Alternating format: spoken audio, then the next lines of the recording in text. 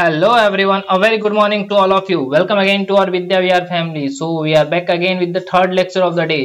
So officially ये third lecture है क्योंकि इससे पहले ऑलरेडी दो लेक्चर आ चुका है जो कि अराउंड 2 बजे रात के आसपास आपको करंट अफेयर्स मिला था एमसीक्यू बेस्ड। उसके बाद दूसरा लेक्चर आया हमारा अराउंड 7 AM पे द हिंदू एडिटोरियल वोकैब, और ये लास्ट लेक्चर आ रहा है अराउंड 8:30 to 9 के बीच में आपको ये लेक्चर मिल जाएगा जो कि हमारा डेली करंट अफेयर्स से बेस्ड आता है।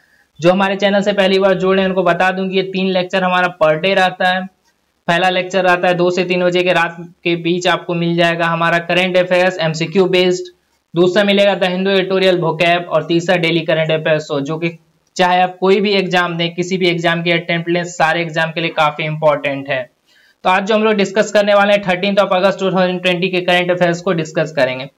चलते हैं फॉर इन्फॉर्मेशन। ये जानना चाहिए आपको कि यूएसए कोरोना में के लिस्ट में टॉप पे बना हुआ है, सेकंड पे ब्राजील, थर्ड पे इंडिया, और इंडिया में टोटल डिसीज्ड हो गए हैं 47,000, यानी इनकी भी जनसंख्या धीरे डिसीज्ड की भी बढ़ते जा रही है। इंडिया में सबसे टॉप पे चल रहा है महाराष्ट्र 5.5 लाख अराउंड, तमिलनाडु सेकंड पे, आंध्र थर्ड पे चल रहा है, फॉलोड बाय कर्नाटका। ये हमारा फर्स्ट पेज द हिंदू का।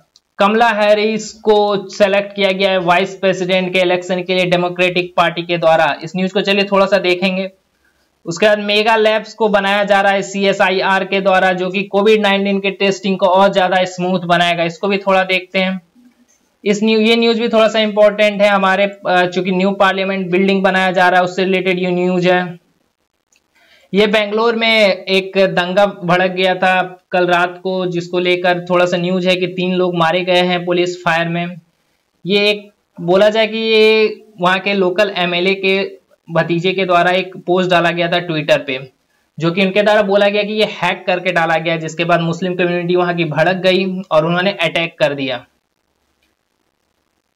तो चलिए अपने फर्स्ट न्यूज की ओर चलते हैं। कमला हैरिस, काफी नाम को याद रख लीजिए, ये फर्स्ट इंडियन ओरिजिन है और फर्स्ट ब्लैक है जिसको कि डेमोक्रेटिक पार्टी के द्वारा वाइस प्रेसिडेंट का नॉमिनीज बनाया गया। ऐसे प्रेसिडेंट की नॉमिनी कौन है? प्रेसिडेंट के पोस्ट के लिए नॉमिनी कौन है? Joe Biden. उनके लिए उन्हीं के साथ ये वाइस प्रेसिडेंट के लिए किनका नाम सेलेक्ट किया गया? कमला हैरिस का। काफी इंपॉर्टेंट नाम होने वाला है ये, क्योंकि ये इंडियन ओरिजिन की हैं और साथ ही साथ फर्स्ट ब्लैक हैं जिनको कि नॉमिनेट भी इवेंट किया गया है। चलिए इनका देख लेते हैं कि ये जो इनकी माँ थी श्यामला गोपालन, जो कि cancer research originally from Chennai से थी। पिता थे डोनाल्ड हैरिस, जो इकोनॉमिक प्रोफेसर थे फ्रॉम जमाइका, यानी कि इनकी माँ थी इंडियन और पिता जो थे वो जमाइका के थे। सो इनके चुनाव में खड़े होने से ऐसा आसार लगाया जा रहा है कि जो ब्लैक की कंडीशन है अमेरिका में वो सुधरने वाली, अगर ये वाइस प्रेसिडेंशियल इलेक्शन को जीत जाते हैं। इतने बड़े पोस्ट पे पहली बार किसी ब्लैक को नॉमिनेट किया गया है। इनफैक्ट इंडिया और अमेरिका के रिलेशन को भी सुधरने के काफी ज्यादा आसार हैं, भले ही इनके जीतने के बाद।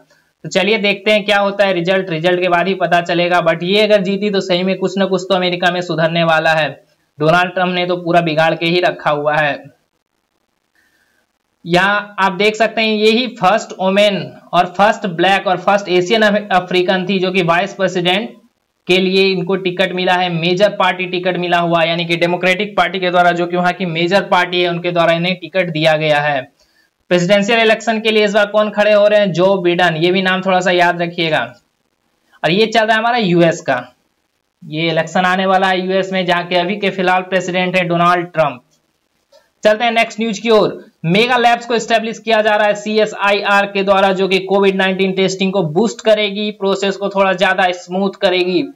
ये नाम आपको थोड़ा सा इंपॉर्टेंट हो सकता है आने वाले एग्जाम्स के लिए कि मेगा लैब्स को किसके द्वारा स्टार्ट किया जा रहा है? CSIR के द्वारा। ये CSIR क्या है हम लोग अभी चल के देख ही लेते हैं। तो CSIR को बोला जाता है council of scientific and industrial research, यानी वैज्ञानिक तथा औद्योगिक अनुसंधान परिषद। इसको बोला जाता है कि इंडिया की सबसे बड़ी रिसर्च और डेवलपमेंट ऑर्गेनाइजेशन है। यही ये ऐसी सबसे बड़ी रिसर्च ऑर्गेनाइजेशन है जो इंडिया में होने वाले मैक्सिमम रिसर्च को जो हैंडल करने वाली ऑर्गेनाइजेशन है। इसको एस्टेब्लिश किया गया था सितंबर 1942 में। ये एक ऑटोनोमस बॉडी है। इसके द्वारा एक रिसर्च किया गया है, तो एक रिसर्च के द्वारा ये पाया गया है कि as of 2013 38 laboratories, 39 outreach centre, 3 innovation centre और 5 unit throughout the nation, जिसमें टोटल स्टाफ 14,000, 4600 साइंटिस्ट और 8,000 टेक्निकल एंड सपोर्ट पर्सनल ये CSIR के अंदर काम कर रहे हैं। इसको मेनली फंड किया जाता है साइंस एंड टेक्नोलॉजी के द्वारा। हालांकि ये एक ऑटोनोमस बॉडी है जो कि वर्क करती है सोसाइटीज रजिस्ट्रेशन एक्ट 1860 के तहत। और CSIR का डेवलपमेंट एक्टिविटीज कहां तक है, किस किस फील्ड तक है, वो भी थोड़ा देख लेते हैं। एरोस्पेस इंजीनियरिंग में है, structural engineering, ocean science, life science, metallurgy, chemicals, mining, food, petroleum, leather and environment science. I think almost सब कुछ कवर हो ही गया, यानी कि आप बोल सकते हो कि इंडिया की सबसे बड़ी रिसर्च और डेवलपमेंट ऑर्गेनाइजेशन है हमारी CSIR। तो ये न्यूज आपके लिए इंपॉर्टेंट हो सकती है। कोरोना को लेकर काफी ज्यादा अभी न्यूज चल रहा है, काफी ज्यादा हो हल्ले चल रहे हैं इसके वैक्सीन को लेकर। तो इस दौरान भारत के द्वारा मेगा लैब्स को बनाया जा रहा है जो कि हमारे CSIR के द्वारा कंस्ट्रक्ट किया जाएगा। नेक्स्ट न्यूज पे चलते हैं, ये भी हमारा फर्स्ट पेज का न्यू है। न्यू पार्लियामेंट्री बिल्डिंग बनाने की घोषणा की गई है, तो उसके तहत बिडिंग की गई। बिडिंग में 7 कंपनी ने 7 प्राइवेट फर्म ने अपना बिड लगाया, जिसमें से 3 को सेलेक्ट किया गया। और वो 3 कौन कौन सा है? Larsen and Toubro, Shapoorji Pallonji and Tata projects limited. इस 3 को सेलेक्ट किया गया है, जिसको कि अभी एक सिक्योरिटी डिपॉजिट मनी 9.5 करोड़ का देना होगा, सबमिट करना होगा गवर्नमेंट के पास, जिसके बाद इन्हें टेंडर डॉक्यूमेंट का एक्सेस मिलेगा। टोटल प्रोजेक्ट का कॉस्ट पहले 889 करोड़ था, लेकिन अब इसको बढ़ा के 940 करोड़ रुपया कर दिया गया है। तो ये न्यूज बोला जा रहा है कि उन तीनों कंपनी को सेक्रेसी एफिडेविट साइन करने होंगे, क्योंकि ये कुछ ऐसा तो नॉर्मल कोई वर्क है नहीं कि कोई बिल्डिंग बना दिया जाए। ये पार्लियामेंट की बिल्डिंग बनाई जा रही है, तो इसमें सेक्रेसी तो रखनी ही होगी। सो उस डॉक्यूमेंट को साइन किया जाएगा इन तीनों के द्वारा। नेक्स्ट एग्जांपल में चलते हैं हम लोग। दिल्ली डेवलपमेंट अथॉरिटी के द्वारा CSC के साथ मिलकर ऑनरशिप राइट रजिस्ट्रेशन को और ज्यादा फास्ट करने की प्रोसेस चल रही है। तो यहाँ पर एक नाम आया है CSC, यानी कि कॉमन सर्विस सेंटर और DDA मिलकर ऑनरशिप राइट रजिस्ट्रेशन जो है उसको ज्यादा स्मूथ तरीके से करने के लिए ये प्रोसेस किया जा रहा है। पहले एक CSC देख लेते हैं, उसके बाद हम लोग फिर न्यूज पे आते हैं।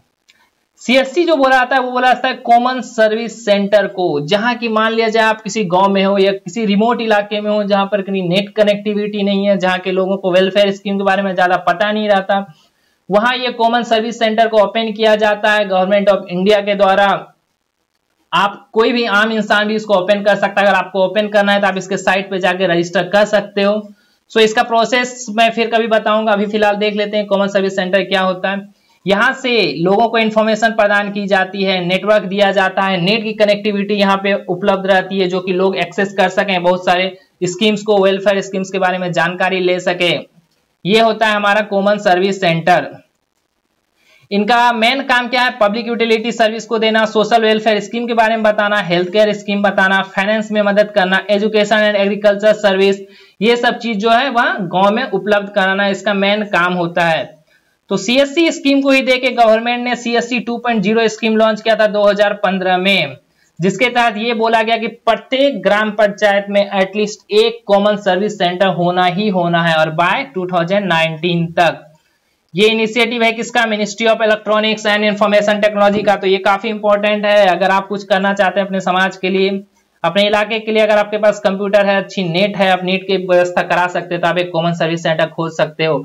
थोड़ा सा इनकम का इनकम भी हो जाएगा, और गांव में आप लोगों को इसके बारे में बता भी सकते हैं, वेलफेयर स्कीम के बारे में बता सकते हो, कंप्यूटर के बारे में बता सकते हो, नेट के बारे में बता सकते हो, इन सब के बारे में बता सकते हो। तो यही हमारा न्यूज था कि दिल्ली और डेवलपमेंट अथॉरिटी ने CSC के साथ टाई अप कर लिया, जिसके कारण वो लोग क्या रजिस्ट्रेशन प्रोसेस को थोड़ा ज्यादा तेज करेंगे। क्योंकि दिल्ली डेवलपमेंट अथॉरिटी के द्वारा बोला गया कि 2.3 लाख रजिस्ट्रेशन के लिए वो लोग रिसीव होते हैं, उन लोगों को रिसीव हुआ है 2.3 लाख रजिस्ट्रेशन। और अगर वो लोग नॉर्मल प्रोसेस से चलेंगे तो उनको काफी ज्यादा टाइम लगेगा इसको कंप्लीट करने में। सो उन्होंने CSC से टाई अप किया, क्योंकि CSC काफी ज्यादा में आई थिंक अराउंड, हाँ यहाँ देखिए 2500 CSC सिटी में मौजूद है, जिसके द्वारा वो लोग रजिस्ट्रेशन प्रोसेस को ज्यादा तेजी से, ज्यादा जल्दी से कर पाएंगे। पहले वो लोग ये बस दिल्ली डेवलपमेंट अथॉरिटी के पास 30 फंक्शनल हेल्प डेस्क ही था, जिसके द्वारा वो लोग रजिस्ट्रेशन करते थे। और रिसीव्ड कितने में प्रोसेस एप्लीकेशन 2.32 लाख रजिस्ट्रेशन के एप्लीकेशन रिसीव्ड है, जिससे काफी ज्यादा प्रॉब्लम हो सकता था, इसलिए उन्होंने कॉमन सर्विस सेंटर के साथ टाई अप किया है।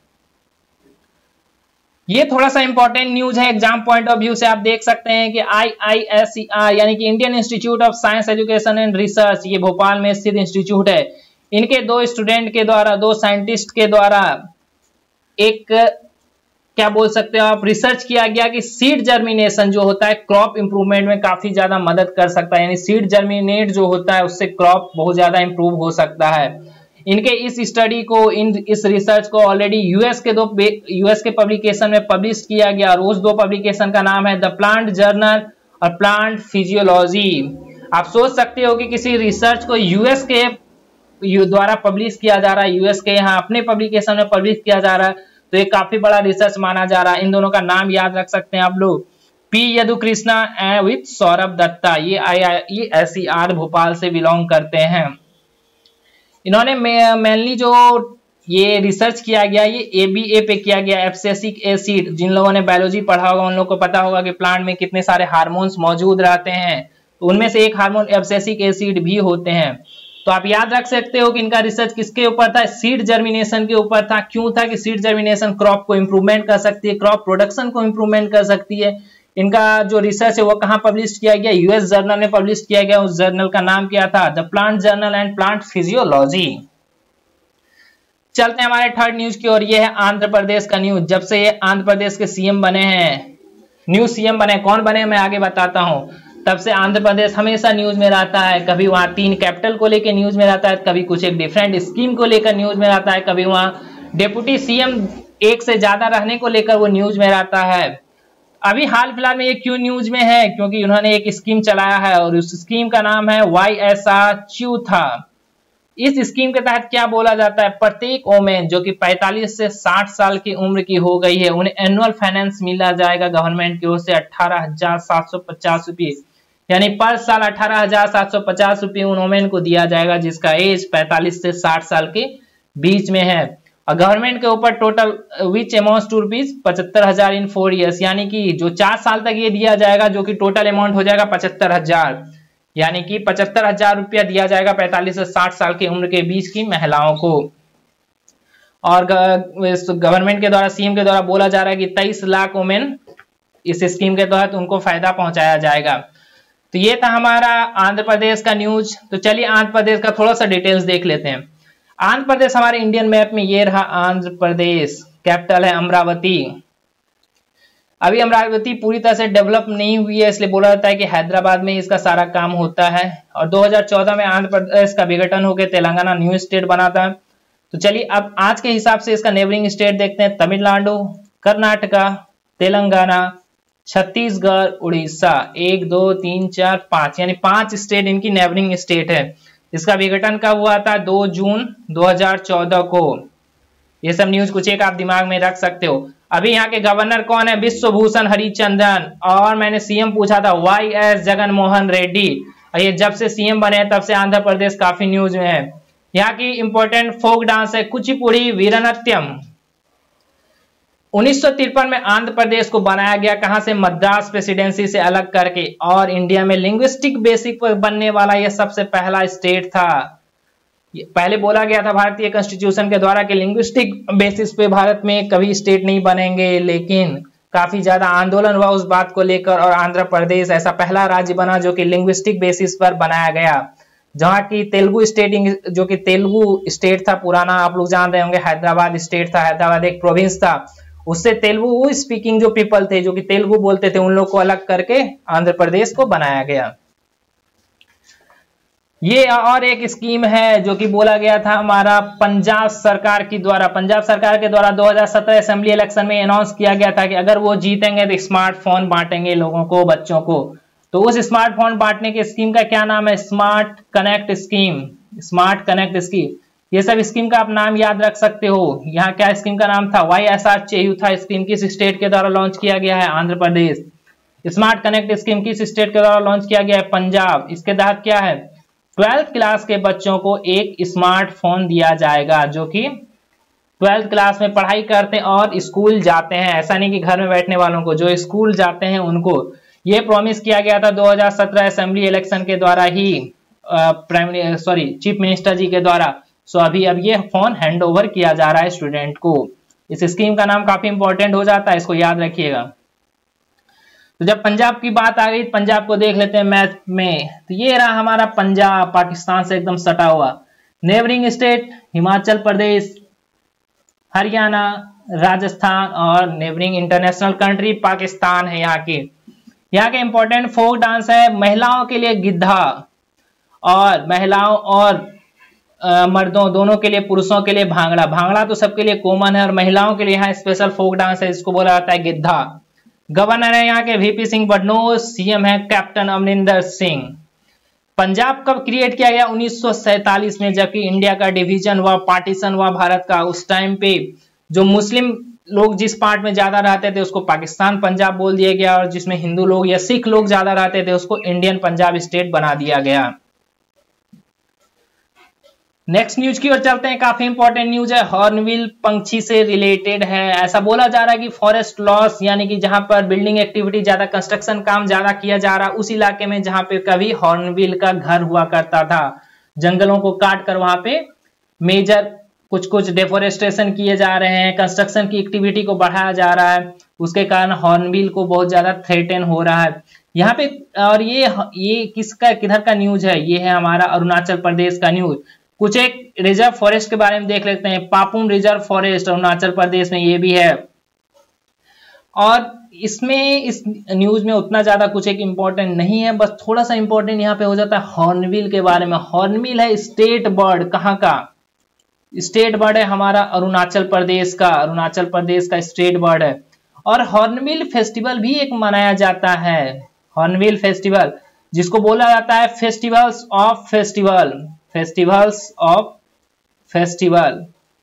ये किसके द्वारा मनाया जाता है? ये नागालैंड में मनाया जाता है, नागा ट्राइब के द्वारा ये नागालैंड में मनाया जाता है। ये बहुत याद रखिएगा, स्टेट बर्ड है ये अरुणाचल प्रदेश का, बट हॉर्नबिल फेस्टिवल मनाया जाता है नागालैंड में। इसमें काफी कंफ्यूजन हो सकता है। और यहाँ पे एक टाइगर रिजर्व का नाम याद रखिएगा, पापुम टाइगर रिजर्व, और एक टाइगर रिजर्व है पक्के टाइगर रिजर्व, ये भी हमारा अरुणाचल प्रदेश में ही है। अरुणाचल प्रदेश आपको पता है काफी डाइवर्सिटी उधर पाई जाती है, काफी ज्यादा जंगल उधर स्थित है। मैंने कुछ दिन पहले भी एक न्यूज शेयर किया था, न्यूज बताया था अरुणाचल प्रदेश के बारे में, जिसपे मैंने मैप सब कुछ दिखाया था अच्छी तरीके से।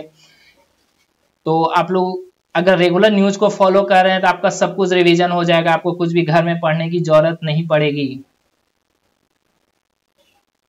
मैंने कुछ दिन पहले पीएम सेवानिधि स्कीम के बारे में बताया था, पीएम सेवानिधि स्कीम। आज देखिए उसका फिर से न्यूज आ गया, यानी आज फिर से रिवीजन हो गया। पीएम सेवानिधि स्कीम क्या कहता है कि स्ट्रीट वेंडर को, जो कि ठेले वाले हैं, रोड पर अपनी दुकान में लगा के बेचते हैं कुछ सामान, उनको 10,000 रुपया एक साल में लोन दिया जाएगा, जिसको वो रेगुलर इंस्टॉलमेंट पे चुका सकते हैं। और ये गवर्नमेंट का स्कीम है हमारा। इसके तहत अभी हाल फिलहाल में 1 लाख लोन सैंक्शन कर दिए गए हैं टोटल। अभी हाल फिलहाल में 1 लाख लोन सैंक्शन किए गए। हाल फिलहाल का ही ये न्यूज था, कुछ दिन पहले ही मैंने अराउंड 2 से 3 दिन पहले ही मैंने इसको डिस्कस किया था। इस स्कीम का टारगेट है 50 लाख बेनिफिशियरी, यानी कि 50 लाख स्ट्रीट वेंडर्स तक इस स्कीम का फायदा पहुंचाना है, जिसमें से 1 लाख का लोन सैंक्शन कर दिया गया, 1 लाख लोगों को लोन दे दिया गया। इसका ईयरली कितना लोन दिया जाएगा? 10,000 तक का लोन दिया जाएगा, जिसको 1 साल के अंदर आपको पे करना होगा। और ये 1 लाख जो लोन भी प्रोवाइड किया जा रहा है, इसके लिए टोटल 5 लाख एप्लीकेशन आए थे। अभी कोरोना के काल में तो ऑलरेडी सबका हालत काफी खराब है। 5 लाख एप्लीकेशन रिसीव किए गए, जिसमें से 1 लाख लोन्स को सैंक्शन किया गया। नेक्स्ट न्यूज की ओर चलते हैं। ये हमारा इंटरनेशनल न्यूज बांग्लादेश और जापान से रिलेटेड। सबसे पहले चलते हैं, थोड़ा सा टूर करते हैं आज बांग्लादेश और जापान की। ये हमारा प्यारा भारत और इसी के बीच में है इंडिया। ऐसा लगता है जैसे भारत के अंदर ही बांग्लादेश है। थोड़ा सा जूम करके इसको देखते हैं। वेस्ट बंगाल, त्रिपुरा, मेघालय और थोड़ा सा असम का पार्ट भी ये हमारा बांग्लादेश टच कर रहा है। नीचे हमारी है बे ऑफ बंगाल, यानी कि आप देख सकते हैं 3 तरफ से ये बांग्लादेश इंडिया से घिरा हुआ है। और हमारी सबसे ज्यादा बाउंड्री शेयर करती है बांग्लादेश ही भारत के साथ, इंटरनेशनल बाउंड्री। दूसरा न्यूज है बांग्लादेश और जापान का, तो जापान को भी देख लेते हैं। ये रहा हमारा प्यारा भारत, इसके कॉन्टेक्स्ट में हम लोग जापान को देखेंगे तो ये रहा हमारा जापान। सी ऑफ जापान वहीं पर है, ईस्ट चाइना सी है, ये फिर हो गया Pacific ocean. Ring of fire के अंदर हमारा जापान आता है, आपको पता होना चाहिए पैसिफिक ओशियन का रिंग ऑफ फायर क्या है, नहीं पता है तो ये मैं ज्योग्राफी के लेक्चर में नहीं जाने वाला हूँ। ये पूरा इलाका को रिंग ऑफ फायर बोला जाता है, ये पूरा इलाका को जहां हमेशा कुछ ना कुछ नेशनल डिजास्टर नेचुरल डिजास्टर आते रहते हैं। चलते हैं अपने न्यूज की ओर। अब न्यूज क्या है, तो बांग्लादेश को लोन दिया जा रहा है और वो लोन कितने का है, 3.1 बिलियन डॉलर का लोन है जो कि जापान के द्वारा सैंक्शन किया जा रहा है। एक बात और याद रखिएगा, 2012 के बाद जापान इकलौती ऐसी जगह है जो कि हमेशा बायलैटरल लोन प्रोवाइड करती है बांग्लादेश को। 3.1 बिलियन का जो ये लोन पैकेज दिया गया है, इसका इंटरेस्ट रेट है 0.65 और रिपेमेंट पीरियड है 30 साल का, जिसमें से स्टार्टिंग का 10 साल जो है वो ग्रेस पीरियड है। यानी कि आप सोच सकते हैं कितना ज्यादा अमाउंट है। और ये बोला भी जा रहा है कि लार्जेस्ट एवर लोन पैकेज, यानी कि ये हमेशा से सबसे ज्यादा लार्जेस्ट एवर लोन पैकेज जो जापान के द्वारा बांग्लादेश को प्रोवाइड कराया जा रहा है। बांग्लादेश को इतना बड़ा लोन पैकेज आज तक किसी के द्वारा प्रोवाइड नहीं कराया जा गया है। तो मैंने आपको जापान दिखा दिया, बांग्लादेश दिखा दिया, इंटरेस्ट रेट बता दिया, रिपेमेंट पीरियड बता दिया। अब इससे ज्यादा इससे कुछ न्यूज नहीं उठ सकता। और हाँ, ये आपसे एक और क्वेश्चन पूछा जा सकता है कि ये लोन क्यों दिया जा रहा है। तो ये लोन दिया जा रहा है expansion of Hazrat Shahjahan international airport के लिए, Dhaka mass rapid transition development project के लिए, चट्टोग्राम कॉक्स बाजार हाईवे इंप्रूवमेंट प्रोजेक्ट, यानी ये सब कुछ एक इंप्रूवमेंट प्रोजेक्ट है, उसके लिए जापान के द्वारा थोड़ा सहायता प्रदान कराई जा रही है बांग्लादेश को। पीएम मोदी जी के द्वारा एक और प्लेटफॉर्म को लॉन्च किया गया और ये इस बार प्लेटफॉर्म है टैक्स से related, transparent taxation honouring the honest. ये एक प्लेटफॉर्म है जो कि पीएम मोदी जी के द्वारा कल लॉन्च किया जाएगा। ये क्या है, रिफॉर्म, टैक्स में रिफॉर्म, इनकम टैक्स में रिफॉर्म के लिए ये सब कुछ लॉन्च किया जा रहा है। कुछ दिन पहले आपको पता होना चाहिए कि विवाद से विश्वास, यहाँ हाँ देखिए, विवाद से विश्वास एक्ट को भी लॉन्च किया गया था प्राइम मिनिस्टर मोदी जी के द्वारा, जिसके तहत 31 मार्च 2020 तक जिन लोगों का इनकम टैक्स था, जिन लोगों को देना था, अगर वो लोग नहीं दे पाए हैं तो उनके डेट को एक्सटेंड करके 30 जून 2020 तक कर दिया गया। और इस बीच में जो भी इंटरेस्ट लगने थे उस इंटरेस्ट को, या फिर जो भी फाइन लगने वाला था वो फाइन को खत्म कर दिया गया, यानी कि वेव ऑफ कर दिया गया, हटा दिया गया। इसी को बोलते हैं विवाद से विश्वास एक्ट। तो इसका टाइम पीरियड जो था 30 जून 2020 तक ही था, क्योंकि 31 मार्च तक हमें अपना इनकम टैक्स भरना रहता है। अगर कोई लोग नहीं भर पाए किसी कारणवश तो 30 जून तक उनके टैक्स को, फाइन को, इंटरेस्ट को वेव ऑफ कर दिया गया। और अभी हाल फिलहाल में फिर कौन सा नया लॉन्च कर रहे हैं प्लेटफॉर्म इनकम टैक्स में रिफॉर्म के लिए, transparent taxation honouring the honest. ये नया एक स्कीम लॉन्च किया जा रहा है, नया कैंपेन, आप कैंपेन इसको बोल सकते हैं, लॉन्च किया जा रहा है प्राइम मिनिस्टर मोदी जी के द्वारा। और लास्ट ईयर आपको पता होना चाहिए कि कॉर्पोरेट टैक्स रेट को भी रिड्यूस कर दिया गया। टैक्स पॉलिसी में बहुत सारे चेंज लाए गए हैं, तो वो सब मैं भी डिस्कस करने वाला हूं नहीं। बजट का जो आप लोगों ने डिस्कशन देखा होगा उसमें आप लोगों को पता चल गया होगा क्या क्या हमारे इनकम टैक्स के स्लैब में चेंजेस आए हैं। ये ऐसे न्यूज आजकल आपको काफी सुनने को मिले होंगे, बट ये न्यूज पूरा भरोसे का इसलिए है क्योंकि इसको सर्टिफाइड किया गया है डीआरडीओ के द्वारा, यानी defence research and development organisation के द्वारा सर्टिफाइड किया गया है।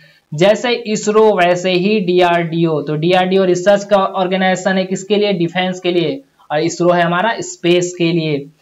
एक माइक्रोवेव जिसका नाम है अतुल्य, जो कि किसी भी प्रेमिस को 30 सेकंड के अंदर डिसइंफेक्ट कर सकता है, यानी कि सैनिटाइज कर सकता है 30 सेकंड के अंदर।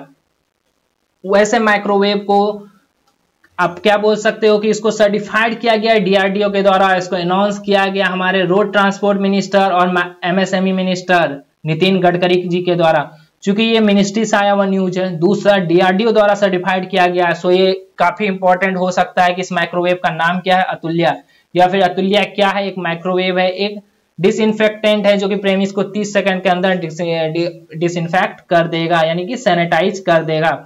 और एक चीज, ये 100% मेड इन इंडिया है, ये भी बहुत बड़ी बात है। आत्मनिर्भर भारत के अंदर ये बनाया गया है, ये 100% मेड इन इंडिया है, जो कि एमएसएमई के अंदर बनाया गया है। इसको, ये टेक्नोलॉजी किस टेक्नोलॉजी पे बेस्ड है, फ्रेंच एंड अमेरिकन स्टैंडर्ड पे ये बेस्ड है, बट इसको बनाया गया है मेड इन इंडिया के तहत।